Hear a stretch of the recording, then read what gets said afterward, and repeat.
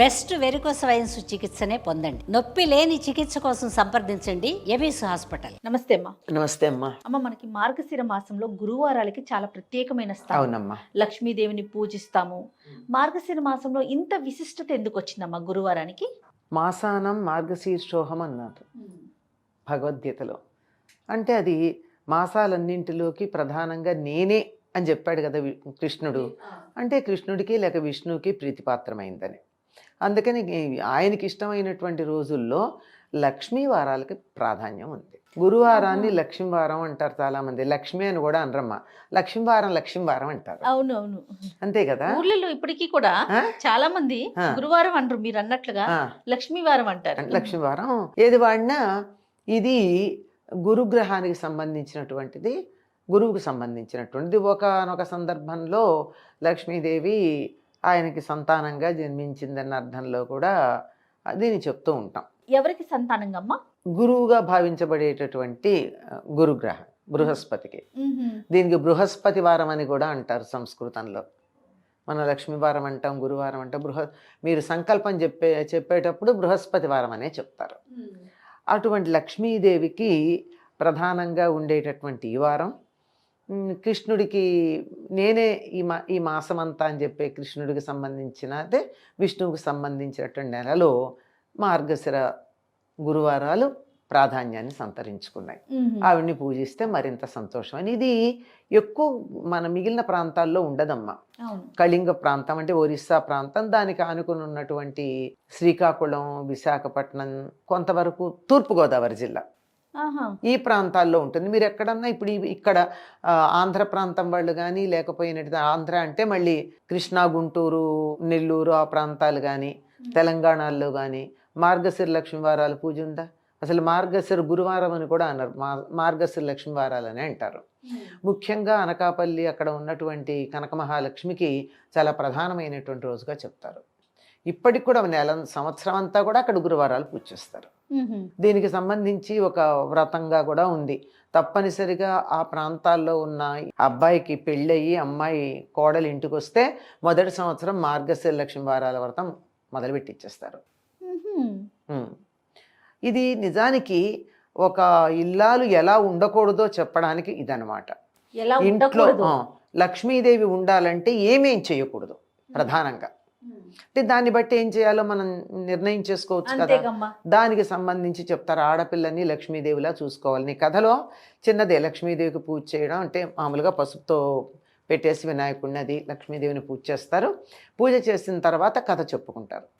ఈ కథలో ఒక అమ్మాయి ఉంది. ఆ అమ్మాయికేమో తల్లి చనిపోతే తండ్రి మళ్ళీ వివాహం చేసుకున్నాడు. చేసుకున్నటువంటి ఆవిడ సరిగ్గా కఠినంగా ఉంటూ ఉంటుంది. తమ్ముళ్ళని ఈ అమ్మాయి బాగానే చూసేది, కానీ ఆవిడ మాత్రం కూతుర్ని, సవతి కూతుర్ని తన బిడ్డలాగా చూసుకోలేదు. తిడుతూ, నిందిస్తూ, చీపురుతో కొడుతూ అట్లా అన్నీ చేస్తూ ఉండేది. మొత్తానికి ఆ అమ్మాయికి పెళ్ళయి వెళ్ళిపోయింది. వెళ్ళిపోయిన తర్వాత వీళ్ళింట్లో దరిద్రం ఓలాడడం మొదలెట్టింది. ఆ పిల్ల వెళ్ళిపోయి చాలా దరిద్రం ఉంది. అంటే ఆ అమ్మాయి ఉన్నంతకాలం వేసి వేయకుండా ఉన్నారని కాదు, కానీ తినడానికి ఉండేది. ఇప్పుడు అస్సలు లేని పరిస్థితి. అప్పుడు పాపం తెలిసింది, తన తమ్ముళ్ళు, తల్లి, సవత్తల్లిని కూడా తల్లిలాగానే భావించుకుంది. వీళ్ళు ఇలా కష్టంగా ఉన్నారు అని చెప్పి వచ్చింది. వచ్చి మీకు ఇది పోయే మార్గం చెప్తాను, ఈ దరిద్రం పోయే మార్గం, ఈ 4 వారాలు మార్గశిర గురువారాల వ్రతం అది చెయ్యి పిన్ని, నీకు తగ్గుతుంది అని చెప్తుంది. సరే, దాంట్లో నియమాలు ఏమిటంటే గురువారం నాడు తెల్లవారేటప్పటికల్లా ఇల్లు శుభ్రం చేసుకుని తాము శుభ్రంగా ఉండి జాగ్రత్తగా ఉండాలి, అమ్మవారిని పూజ చేసుకోవాలి, సాయంకాలం భోజనం చేయాలి. ఇది లెక్క. ఉపవాసం ఉండాలి, దానికి శుచిగా ఉండాలి. కొన్ని ఆ నియమాలు, ఒక్కొక్క నియమం ఎక్కడ మనకు తెలుస్తుంది. అలా అంటే మొదటి వారం సరేలే డబ్బు వస్తుంది కదా అని చెప్పి అనుకుని వాళ్ళు అనుకుంటే, ఆ గురువారం పొద్దున్నే ఈవిడ లేచి కూర్చునేటప్పటికల్లా ఏం చేస్తుంది, తెల్లారేటప్పటికి పాత చీరలు కుట్టుకుంటూ కూర్చుంది ఈ తల్లి. ఇంకా ఆ వారం పూజకి పనికిరాదు. పొద్దున్నే పని చేస్తే తెల్లారేటప్పుడు చేయకూడదు కదా. ఇవన్నీ దరిద్రహేతువులు కదా. పాత చీరలు ఎప్పుడో అప్పుడు చిన్న చిన్న చిరుగులు ఉంటే కుట్టుకోవాలి, కానీ పొద్దున్నే గురువారం పొద్దున ఇప్పటికి కూడా మన ఇళ్లలో శుక్రవారం, గురువారం పాత చీరలు కుట్టనీరు. ఎక్కడన్నా చీర చిరిగింది అనుకో, కాస్త కుట్టేసుకుంటే అయిపోతుంది అనుకుంటా, కుట్టనీరుగా. అవును, అవునమ్మా, కరెక్ట్ చెప్పారు. చీరని ముక్క కత్తిరించటం కానీ కట్ చేయడానికి కూడా ఒప్పుకోరు. ఏ మధ్యాంటప్పుడో చేసుకోమంటారు తప్ప. అది కూడా గురు శుక్రవారాలు కాదు. కరెక్ట్ అమ్మా. పైగా చింపడానికి కూడా ఒప్పుకోరు. ఉమ్. ఇప్పుడు చీర అంచు ఇక్కడ చిరిగిందమ్మా, ఇట్లా తీస్తాం, ఇట్లా చింపడానికి కూడా గురువారం శుక్రవారం ఒప్పుకోరు. ఉమ్. ఇంకో రోజు చేసుకో, అది ఈ వారం పనికిరాదు అనుకుంది. ఇంకొక వారం వచ్చేటప్పటికి తలకింత నూనె పెట్టుకుని కూర్చుని పిల్లలకి పేలు దువ్వుతూ తన తల దూకుంటూ కూర్చుంది. ఈ గురువారం చేసేవాళ్ళు తలకి నూనె రాచుకోరు ఆ రోజు. ఓహో, అయిపోయింది. ఆ వారం పోయింది. ఆ. మూడో వారం వచ్చింది. మూడో వారం వస్తే ఈవిడ చాలా జాగ్రత్తగా ఎన్ని రకాలుగా చేసినా తెల్లారేటప్పటికీ ఇల్లంతా పాచిళ్ళు పెట్టుకుని చికాకు పడుతూ కూర్చుంది. అది కుదరలా, పోయింది. నాలుగో వారం ఏం చేసింది ఈ అమ్మాయి, సవతి తల్లి ఏమీ తినకుండా కట్టడి చేసి అడ్డం కూర్చుంది. కూర్చుంటే ఆ గుంటలో పెట్టింది. గుంటలో ఉంటే ఏవి తినకుండా ఉంటుందని కూతురు తల్లిని పెట్టింది. అంటే సంపద వస్తుందంటే కూతురు మాట వినడం మొదలు పెట్టింది. ఆహా. మరి లేకపోతే ఇవన్నీ ఎలా చేస్తుంది, అదే కదా. తిండికి లేదు కదా. అంటే ఏం చేసింది, పిల్లలు అరటిపండు తిని తొక్క పడేస్తే ఆ తొక్క కింద దొరికింది, అది గవా తినేస్తుంది ఆకలి కాకలే. గుంటలో ఉండి కూడా ఆ, అయిపోయింది. అయిపోయిందా. అదృష్టవశాత్తు ఆ సంవత్సరం 5 గురువారాలు వచ్చాయి. 5 గురువారాలు వస్తే 5వ గురువారం ఇది కాదని చెప్పి ఆ గుంటలో పెట్టి పైన ఒకటి చెక్క వేసేసి దాని మీద కూర్చుంది కూతురు. కూతురు పైన, తల్లి లోపల. లోపల అట్లా కూర్చోబెట్టి మొత్తానికి ఆవిడ్ని ఉంచి సాయంకాలం దాకా ఏమీ తినకుండా ఉంచి అప్పుడు అమ్మవారికి పూజ చేయిస్తే ఆ పూజ ఫలంగా వాళ్ళకి ఇల్లంతా మళ్ళీ సంపదలతో వచ్చింది అని చెప్పారు. అంటే దీన్ని బట్టి ఏమిటి అర్థం చేయాలి, కొత్తగా ఇంటికి వచ్చిన ఆడపిల్ల పొద్దున్నే పాచి బట్టలు వేసి కూర్చోకూడదు, పాత బట్టలు చిరిగిపోయిన గట్లు కుట్టుకుంటూ కూర్చోకూడదు, ఇలాంటి పనులన్నీ తలకి నూనెలు రచేయకూడదు, అవన్నీ చెప్పి పూజ చేసేదాకా కాస్త ఆహార నియమం ఉండాలి కదా. పిల్లలకు పెడుతూ స్నానం చేయకుండా చద్దనం తినడం ఏంటమ్మా. ఇది ఇవన్నీ చేస్తే వీటన్నిటికన్నా ప్రధానం ఏమిటో తెలుసా, మరింత వీళ్ళకి తిండి లేకపోవడానికి ఆడపిల్లని తిట్టి కొట్టింది కదా. అది ఎప్పుడైతే కూతురు మాట విందో అప్పుడు వీళ్ళకి సంపద వచ్చింది. ఇది మార్గశిర లక్ష్మీ వారానికి సంబంధించింది. దీనికి సంబంధించి అక్కడ ఎంత బాగా పాటిస్తారంటే ఈ నియమాన్ని, తెల్లవారుజామునే చన్నీళ్ళ స్నానం చేస్తారు. మామూలుగా అయితేనమ్మా మనం అందరం శుక్రవారం చేస్తూ ఉంటారు అందరూ తలంట్లు, కానీ అక్కడ మాత్రం గురువారాలు తలంటి పోసుకుంటారు. కానీ ఇప్పుడు మాత్రం స్నానం చేస్తారు. చల్లని నీళ్ళతో స్నానం చేయాలి, పూజ చేయాలి, ఉపవాసంగా ఉండాలి, తర్వాత ఎప్పుడో తినాలి.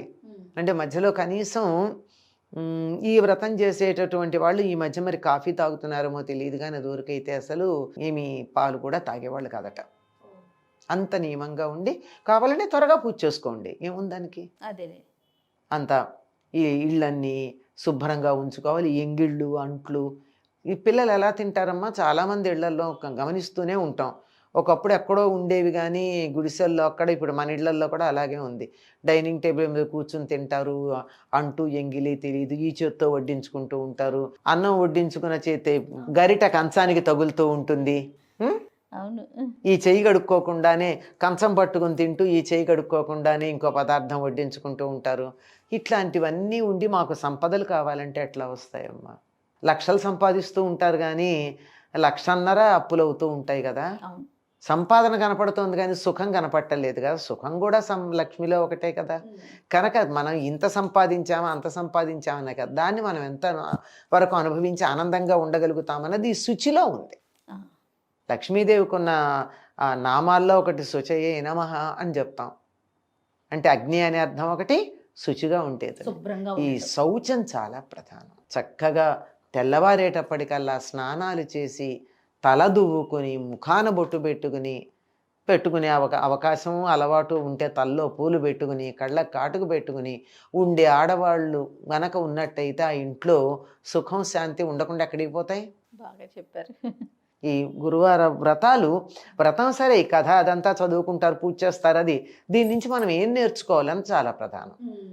ఏదో 5 ఏళ్ళో 4 ఏళ్ళో ఆ వ్రతం చేసేసి ఉద్యాపన చేసేసుకున్నాము, అయిపోయింది, మళ్ళీ మేము యథాప్రకారంగా నిద్ర లేవంగానే పాచిమొహంతో బ్రెడ్ తినేసేస్తాము, లేదా ఆమ్లెట్లు వేసేసి గురువారం నాడు పిల్లలకి పెట్టేస్తాము, వాళ్ళు ఇక్కడ అక్కడ పోస్తారు, ఏం పర్వాలా, తర్వాత ఎప్పుడో తుడుచుకుంటాము అని ఇళ్లల్లోకి లక్ష్మీదేవి రమ్మంటే ఎట్లా వస్తుంది. కనీస జాగ్రత్తలు మినిమం పాటించాలి మినిమం కదమ్మా? అమ్మ శుచి. శుచిగా. అన్నిటికన్నా లక్ష్మీదేవి తాను ఉంటానని చెప్పిన ప్రదేశంలో శౌచం చాలా ప్రధానం. శారీరకమైన శౌచం ఉండాలి, ఉమ్, ఇల్లు శుచిగా ఉండాలి, వీలైతే మనసు కూడా శుచిగా ఉండాలి. ఖచ్చితంగా. ఉన్న చోటకి లక్ష్మి చక్కగా వస్తుంది. ఎప్పుడైతే కూతురు మీద తల్లికి ద్వేషం పోయిందో, అసూయ పోయిందో, అప్పుడు వీడికి మార్గం దొరికింది. ఉమ్, మార్గం వచ్చింది. ఎప్పుడైతే మనసు మారిందో మార్గం దొరికింది. మార్గం దొరికింది కనుక కష్టపడి కూతురు దారిలో పెట్టింది. పెడితే కూడా ఒప్పుకుందిగా, అవును. అది లెక్క. ఉమ్, ఇది ఒక వ్రతం చేశామంటే దానివల్ల మనకి ఏమిటి ప్రయోజనం అన్నది ఆలోచించుకోవాలి. చాలా విశిష్టంగా చేసుకుంటారమ్మా గోదావరి జిల్లా, తర్వాత శ్రీకాకుళం, కొంచెం అటు ఒరిస్సా ప్రాంతం మార్గశిర గురువారాలంటే అబ్బో చాలా విశేషంగా అద్భుతంగా ఉంటాయి. చేస్తారు. చాలా. కనక మహాలక్ష్మి అమ్మని బాగా కొలుస్తారమ్మా. అనకాపల్లి అంటే ఆవిడ కనక మహాలక్ష్మి, ఆవిడ ప్రత్యక్షంగా ఉంటుంది. ఎందుకంటే ఆవిడ నాకు పైకప్పు వేయొద్దండి, ఎన్నిసార్లు వేసినా పడిపోయిందిగా. ఆహాహా. ఆ. ఇతివృత్తం అమ్మా.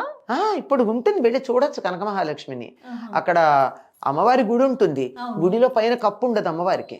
ఆహా. అయ్యో అమ్మవారికి ఎండకు తగులుతోంది, వాన పడుతోంది అని కప్పు వేసే ప్రయత్నం చేస్తే అది ఎక్కడ ఎప్పుడూ సఫలం కాల. అలాగే ఉండడం ఇష్టం ఆవిడికి, నేను ఇలాగే ఉంటానంది. ఆనందంగా ఉంది. ఆ కనక మహాలక్ష్మి అనుగ్రహం లేనిదే మాకేమీ జరగదు అనే గొప్ప విశ్వాసం ఆ ప్రాంతం వాళ్ళందరికీ ఉంటుందమ్మా. చాలా మహత్తు కలిగినటువంటి అమ్మవారని చెప్తారు. అవును. చాలా గొప్పగా ఉంటుంది. ఈ విధంగా మనం మార్గశిర గురువారాల్ని లక్ష్మీ వారంగా కూడా చెప్పుకుంటాము. అసలు మామూలుగా వ్రతం ఉన్న లక్ష్మీ వాళ్ళు వారం కూడా అంటారు. అవునవును. అసలు వాళ్ళు మార్గశిర గురువార వ్రతం అని చెప్పరమ్మా, ఆహా. మార్గశిర లక్ష్మీ వారం వ్రతం అనే అంటారు. ఓ. లక్ష్మీప్రదం. ఉమ్, లక్ష్మి అంటే డబ్బే కాదు, సుఖం, శాంతి, ఆనందం, సంతోషం, ఆరోగ్యం, ఉమ్. ఆయుర్దాయం, ఇవన్నీ లక్ష్ములే. ఇవన్నీ ఇస్తుంది అలా. అమ్మ తాంబూలం ఇచ్చుకోవటం అలా ఏమైనా చేస్తారా? ముత్తైదువులు పిలవడం ప్రత్యేకంగా ఏం లేదు, భాగంగా ప్రత్యేకంగా ఏం లేదు. ఇవ్వచ్చు కదా. నేను లక్ష్మీదేవికి పూజ చేసుకున్నాను కనుక ఒక ముత్తైదుని లక్ష్మిగా భావించి ఇచ్చుకోవటం, ఇస్తే ఇస్తారు కానీ ప్రత్యేకంగా ఉండదు. ఇప్పుడు కొన్ని ప్రాంతాల్లో విశేషంగా జరుపుకుంటారు మీరు అన్నట్టుగా, కొన్ని ప్రాంతాల్లో ఆ వ్రతం చేసుకునే విధానం ఉండకపోవచ్చు. హాయిగా మన మార్గశిర మాసం లక్ష్మీదేవికి ప్రీతిపాత్రం అవుతోంది కనుక అందరూ శుక్రవారం నాడు ఇల్లు కడుక్కుంటారు కదా, గురువారం నాడే కడుక్కుందాం. కడుక్కుని చక్కగా అమ్మవారికి లక్ష్మీదేవికి పూజ చేసుకుందాం, శుచిగా ఉందాం అన్నిటికన్నా ప్రధానం. అది చాలా శుచిగా ఆహార నియమాలు, శారీరక నియమాలు, పరిసరాలకు సంబంధించిన శుభ్రతలు ఇవి పాటిస్తే చాలు. చేత అయితే లక్ష్మీ అష్టోత్తరం చదువుకోండి, లక్ష్మీ సహస్రనామం చదువుకోండి, శ్రీ సూక్తంతో పూజా విధానం చేసుకోండి, కుంకుమార్చన చేయండి, చేసిన సంతోషం. నమస్తే. నమస్తే.